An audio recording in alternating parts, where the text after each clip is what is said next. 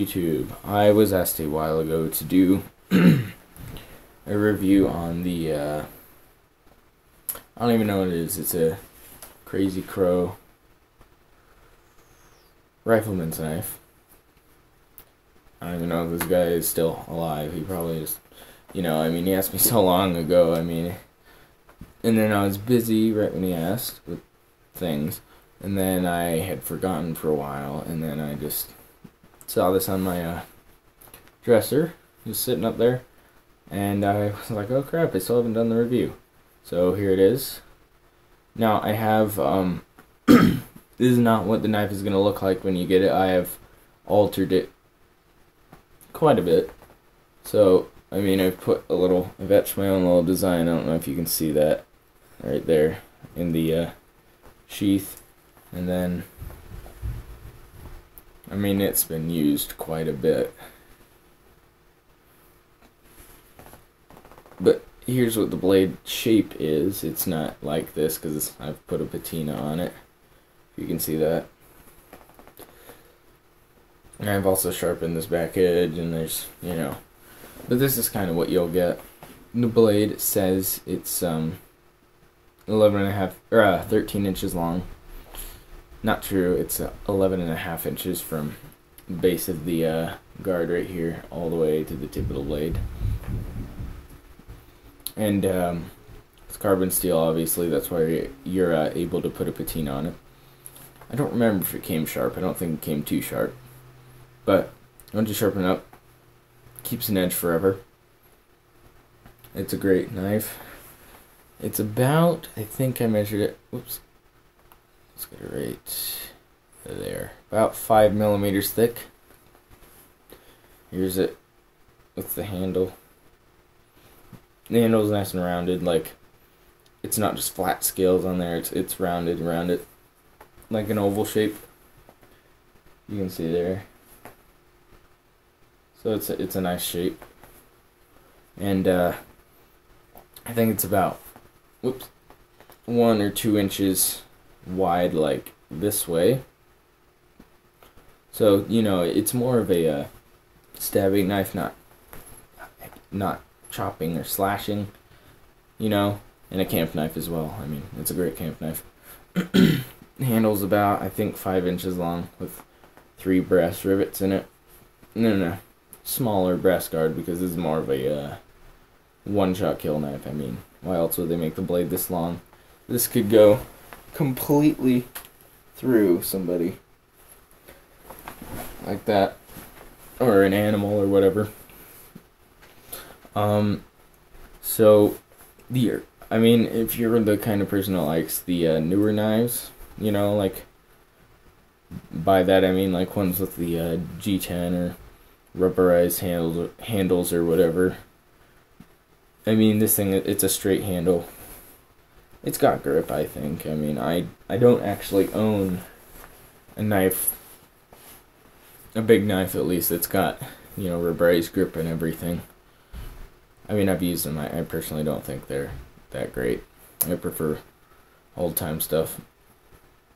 The handle, by the way, is buffalo horn. So, if you're going, humid to dry, hot to cold, not the best material. I haven't had too much trouble with it. It's more on this side, cracking. Now you can't really see it around the rivets on this side slightly. Not that bad. I haven't had to oil it because I live up here in Colorado and it's always dry. I would recommend putting a patina on it, though. Look up a video on that. It's hard to describe how to do it, but I'd put a patina because that helps rust resistance, which, there's a carbon steel, it rusts pretty easily. Not as easy as some of my others, Anyway, it's a great knife. I think I'm gonna do it maybe this week, I don't know. A video of me splitting some larger 2x4s with this, and a couple of my other larger knives, and then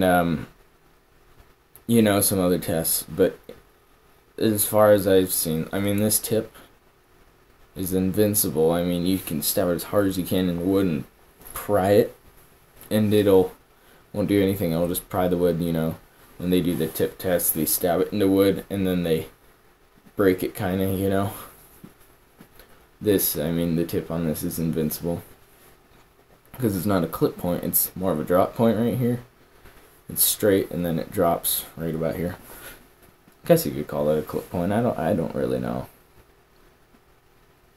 It's not a Bowie clip though. It's not like that, where the tip would be weaker but much sharper. It's not the sharpest tip in the world. But it's not bad.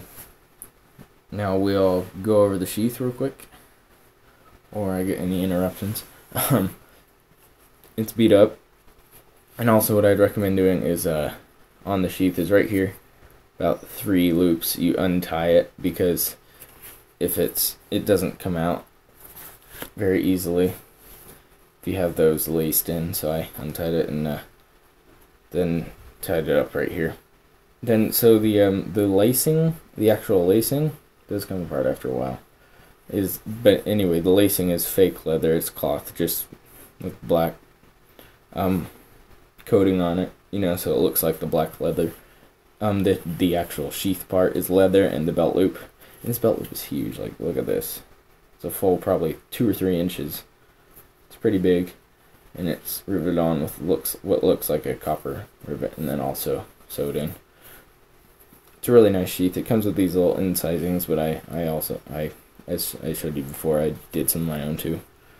It does protect the knife very well. The only problem is, again, if you're into the new kind of tactical fixed blade knives, you're not going to like this because it does fall out. And it doesn't stand at all. But that's not a problem. It's called a belt knife for a reason. It's not supposed to go upside down. It goes like this.